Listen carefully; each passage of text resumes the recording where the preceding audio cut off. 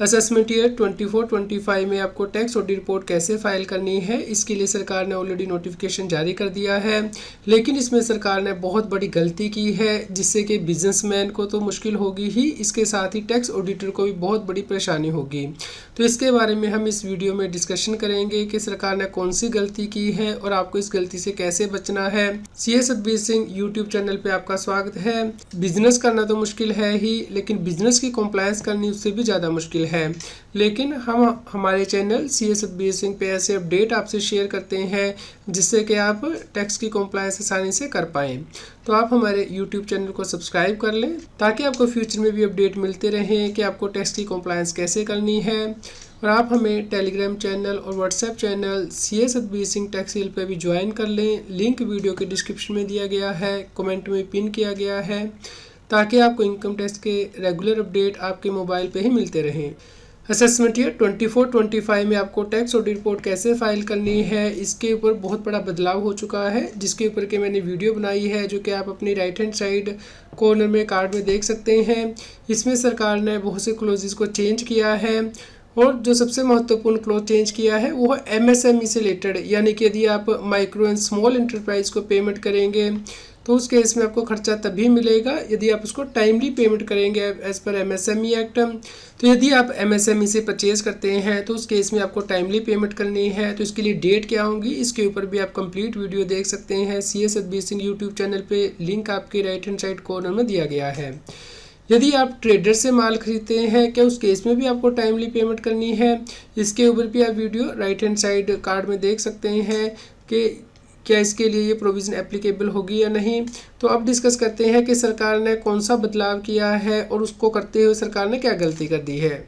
Income tax act के अंदर section 43B दिया गया है, जो कि यह कहता है कि यदि स्पेसिफाइड खर्चे आप इनकम टैक्स की रिटर्न को फाइल करने की ड्यू डेट से पहले कर देते हैं तो आप उसकी डिडक्शन क्लेम कर सकते हैं जिस साल में खर्चे किए गए हैं। अदरवाइज आपको इसकी डिडक्शन पेमेंट बेस पे मिलती है, यानी कि जिस साल आप ये पे करेंगे उस साल ही आपको इसकी डिडक्शन अलाउड रहती है। तो चलिए हम इसे एग्जाम्पल के साथ समझ लेते हैं। तो जैसे कि सेक्शन 43 में बताया गया है कि यदि कोई सेस, टैक्स, ड्यूटी या फीस है तो उसकी डिडक्शन आपको तभी मिलेगी या यदि आप उसे पे कर देते हैं तो ड्यू डेट से पहले इनकम टैक्स रिटर्न को फाइल करने की। तो मान लीजिए यहाँ पे 10,000 का प्रॉपर्टी टैक्स था, फाइनेंशियल 23-24 से रिलेटेड है, जो कि पेबल है, लेकिन ये पेमेंट आप 2 नवंबर 2024 को करते हैं। यहाँ पे इनकम टैक्स रिटर्न को फाइल करने की ड्यू डेट 31 अक्टूबर 2024 है।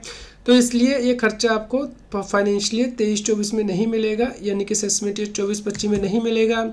ये आपको असेसमेंट ईयर 25-26 में मिलेगा, यानी कि फाइनेंशियली 24-25 में, क्योंकि जिस साल आप ये पे करेंगे उस साल ही आपको मिलेगा। इसी प्रकार आपका जीएसटी पेबल था 15,000 रुपये का, मान लीजिए एज ऑन 31 मार्च 2024, तो यहाँ भी ड्यू डेट 31/10/2024 थी रिटर्न को फाइल करने की, लेकिन अब 3 नवंबर 2024 को पे करते हैं तो ये भी आपको असेसमेंट ईयर 25-26 में ही डिडक्शन मिलेगी। लेकिन यहाँ पे आपने शेड्यूल बैंक से लोन लिया था जिसपे कि इंटरेस्ट पेबल था 31 मार्च 24 को, जो कि आप 25 जून 24 को पे कर देते हैं, यानी कि आईटीआर को फाइल करने की ड्यू डेट से पहले पे कर देते हैं तो आप फाइनेंशियल ईयर 23-24 यानी कि असेसमेंट ईयर 24-25 में ही इसकी डिडक्शन क्लेम कर सकते हैं। इसी प्रकार जैसे कि एम्प्लॉयर का कंट्रीब्यूशन है पीएफ में या ग्रेच्युटी में या सुपरएनुएशन फंड में, तो इसकी डिडक्शन भी आपको मिलती है यदि आप आईटीआर को फाइल करने की ड्यू डेट से पहले से पे कर देते हैं। तो यहाँ पे भी 28 जून 24 को आपने पे कर दिया है तो फाइनेंशियल ईयर 23-24 यानी कि असेसमेंट ईयर 24-25 में आप इसकी डिडक्शन क्लेम कर सकते हैं। यहाँ पे आपको ध्यान रखना है कि टैक्स ऑडिटर को इसकी रिपोर्टिंग करनी होती है इनकम टैक्स का ऑडिट करते हुए टैक्स ऑडिट रिपोर्ट में। तो यहाँ पे मान लीजिए वो टैक्स ऑडिट कर रहा है 30 सितंबर 2024 को, क्योंकि 1 महीना पहले टैक्स ऑडिट किया जाता है और रिटर्न को फाइल करने की डेट है 31 अक्टूबर 2024।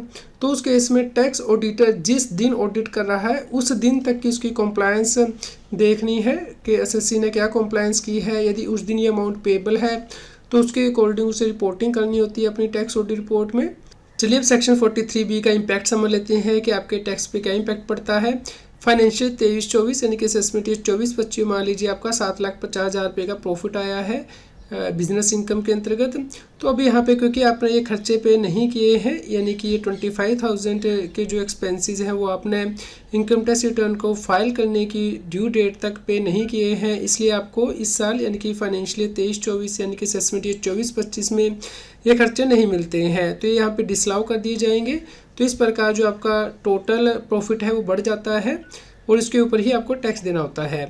लेकिन अगले साल यानी कि असेसमेंट ईयर 25-26 में आपका मान लीजिए प्रॉफिट 8,50,000 का आया है, तो क्योंकि आपने खर्चे अब पे कर दिए हैं, पेमेंट बेस पे आपको अलाउड है, तो ये जो 25,000 आपने पे किए हैं असेसमेंट ईयर 25-26 में आपको इसकी डिडक्शन मिलती है, तो आप इस अपने प्रॉफिट में स्लेस कर देंगे। तो इस प्रकार आपका नेक्स्ट ईयर का जो प्रॉफिट है वो कम हो जाता है और इस प्रॉफिट पे आपको टैक्स पे करना होता है।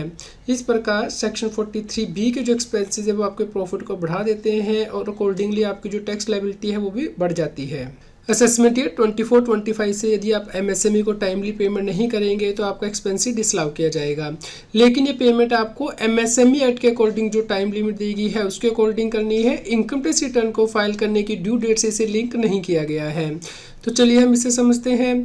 जैसा कि आप यहाँ पे देख सकते हैं, यदि आपका कोई एग्रीमेंट नहीं है माइक्रो स्मॉल इंटरप्राइज के साथ तो आपको 15 दिन के अंदर पेमेंट करनी होती है। जैसे ही आपकी गुड्स एक्सेप्ट कर ली जाती हैं आपके द्वारा या डीम्ड एक्सेप्टेंस हो जाती है।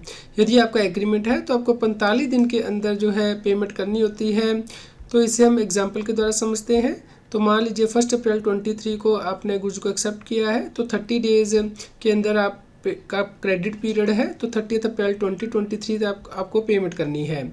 लेकिन यदि आपका 60 डेज़ का क्रेडिट पीरियड है तो उस केस में मैक्सिमम 45 डेज़ ही आपको मिलते हैं पेमेंट करने के लिए, यानी कि 15 मई 2023 लास्ट डेट मानी जाती है। यदि आपको कोई एग्रीमेंट ही नहीं है MSME के साथ तो उस केस में आपको 15 दिन के अंदर पेमेंट करनी होती है ड्यू डेट के। तो यदि आप इस टाइम लिमिट के अकॉर्डिंग पेमेंट नहीं करते हैं तो आपको एक्सपेंसिव तभी मिलता है जब आप उसकी एक्चुअली पेमेंट कर देते हैं। तो चलिए हम इसे भी एग्जाम्पल के द्वारा समझते हैं कि 43B की डिसअलाउंस कैसे होगी। जैसा कि आप यहाँ पे देख सकते हैं 30 अप्रैल 2024 को आपके द्वारा गुड्स एक्सेप्ट की गई हैं, तो 30 डेज़ का आपके पास क्रेडिट पीरियड है एज पर योर एग्रीमेंट। तो इस केस में ड्यू डेट 28 अप्रैल 24 हो रही है, लेकिन आप 30 अप्रैल को पेमेंट करते हैं तो इस केस में आप ड्यू डेट के बाद पेमेंट कर रहे हैं एज पर MSME एक्ट। तो ये आपको जो परचेज की डिडक्शन है वो फाइनेंशियल ईयर 24-25 यानी कि असेसमेंट ईयर 25-26 में ही मिलेगी। इसी प्रकार B केस में जहाँ पे कि आपको 60 डेज़ का क्रेडिट पीरियड है, लेकिन मैक्सिमम आपको 45 डेज़ का ही क्रेडिट पीरियड मिलेगा एज पर MSME एक्ट। तो यहाँ पे ड्यू डेट 8 मई बन रही थी, अब 1 मई को पे कर देते हैं 24 को। तो इस केस में फाइनेंशियल ईयर 23-24 यानी कि असेसमेंट ईयर 24-25 में आप इसकी डिडक्शन क्लेम कर सकते हैं। यहाँ पे तीसरे केस में 3 अप्रैल 24 ड्यू डेट बन रही है, लेकिन आप पे करते हैं 4 अप्रैल को यानी कि ड्यू डेट के बाद, तो आप असेसमेंट ईयर 25-26 में इसकी डिडक्शन क्लेम करेंगे पेमेंट बेसिस पे। यहाँ पे आपने एडवांस पे कर दिया है तो एडवांस की डिडक्शन आपको मिल जाएगी जिस साल आप इसकी पेमेंट करेंगे। तो फाइनेंशियल ईयर 23-24 यानी कि असेसमेंट ईयर 24-25 में आपको इसकी डिडक्शन मिल जाएगी। यहाँ पे यदि एग्रीमेंट नहीं है तो आपको 15 दिन के अंदर पेमेंट करनी है। तो 15 अप्रैल ड्यू डेट थी, अब 31 मार्च 24 को पे कर रहे हैं, यानी कि फाइनेंशियल ईयर 23-24 के ख़त्म होने से पहले ही आपने पे कर दिया है, तो आप असेसमेंट ईयर 24-25 में इसकी डिडक्शन क्लेम कर सकते हैं। तो इस प्रकार ये जो एक्सपेंसेस आप नेक्स्ट ईयर में पे करेंगे असेसमेंट ईयर 25-26 में, इसकी डिडक्शन आप असेसमेंट ईयर 24-25 में क्लेम नहीं कर सकते हैं। तो अब डिस्कस कर लेते हैं कि सरकार ने कौन सी बड़ी गलती की है टैक्स ऑडिट रिपोर्ट की अमेंडमेंट करते हुए। तो इसके लिए आपको टैक्स ऑडिट रिपोर्ट को देखना है। यहाँ पे क्लॉज नंबर 26 के अंतर्गत ही सेक्शन 43B के जो एक्सपेंस यदि आप टाइमली पे नहीं करते हैं तो उसकी रिपोर्टिंग की जाती है टैक्स ऑडिटर के द्वारा। और MSME को यदि आप टाइमली पेमेंट नहीं करते तो सेक्शन 43B क्लॉज H को भी अब इसी क्लॉज के अंतर्गत ही डाला गया है।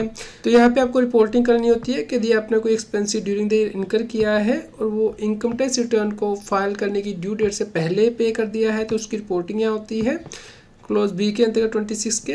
और यदि ड्यू डेट के बाद पे किया है या नहीं पे किया है तो उस केस में इसकी रिपोर्टिंग सेपरेटली की जाती है। तो यहाँ पे आपको ध्यान रखना है कि जो MSME को आप पेमेंट करते हैं वो उस MSME एक्ट के अकॉर्डिंग जो ड्यू डेट दी गई है उसके अकॉर्डिंग यहाँ पे सरकार को रिपोर्टिंग पूछनी चाहिए थी कि भाई कितना ऐसा एक्सपेंडिचर है जो कि MSME एक्ट की ड्यू डेट तक आपने पे नहीं किया है, क्योंकि उसकी ही डिसअलाउंस हो सकती है। तो यहाँ पे सरकार ने गलती की है कि एमएसएमई की पेमेंट को भी यहाँ पे पूछा है कि आपने इनकम टैक्स की रिटर्न को फाइल करने की ड्यू डेट तक कितना पे कर दिया है और उसके बाद कितना पे किया है। तो इसका कोई पर्पज़ यहाँ पे नहीं समझ में आता है कि एमएसएमई को यहाँ पे क्यों कवर किया गया है। तो हम उम्मीद करते हैं कि सरकार इसके लिए जल्द ही कोई नोटिफिकेशन निकालेगी या अमेंडमेंट करेगी इस टैक्स ऑडिट रिपोर्ट फॉर्म में एमएसएमई की पेमेंट की डिसअलाउंस से रिलेटेड टैक्स ऑडिटर को कैसे रिपोर्टिंग करनी है। तो हमारे विचार में आज की डेट में तो यदि सरकार कोई अमेंडमेंट नहीं करती है इस क्लोज में, तो आपको इस फॉर्म के अकॉर्डिंग ही जो रिपोर्टिंग करनी है, यानी कि इनकम टैक्स रिटर्न को फाइल करने की ड्यू डेट से पहले यदि बिजनेसमैन एमएसएमई को पे कर देता है तो उस केस में सेपरेट रिपोर्टिंग होगी, यदि उसके बाद में पे करता है तो यहाँ पे सेपरेट रिपोर्टिंग की जाएगी।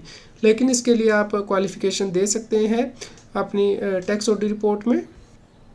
टैक्स ऑडिट रिपोर्ट और नई टैक्स रजीम से रिलेटेड बहुत से वीडियोस आप हमारे channel CS Satbir Singh YouTube channel पे देख सकते हैं। वीडियो के अंतर्गत सरकार ने नई टैक्स रजीम में बहुत सी गलतियां भी की हैं जिन्हें कि आपको ध्यान रखना है टैक्स ऑडिट रिपोर्ट को फाइल करते हुए या फिर टैक्स को कंप्यूट करते हुए। तो आप इन वीडियोस को देखिए, सभी लोगों के साथ शेयर कीजिए। उम्मीद करते हैं आपके लिए न्यूज़ यूज़फुल रही होगी। यदि आपको कोई क्वेश्चन हो तो आप हमें वीडियो के नीचे कमेंट करके जरूर बताएं। कृपया लाइक करें और शेयर करें। रेगुलर टैक्स अपडेट के लिए इस चैनल को सब्सक्राइब करें। आप हमें Telegram app CS Satbir Singh tax seal पर ज्वाइन कर सकते हैं ताकि आप GST और इनकम टैक्स के रेगुलर अपडेट अपने मोबाइल पर ही प्राप्त कर सकें।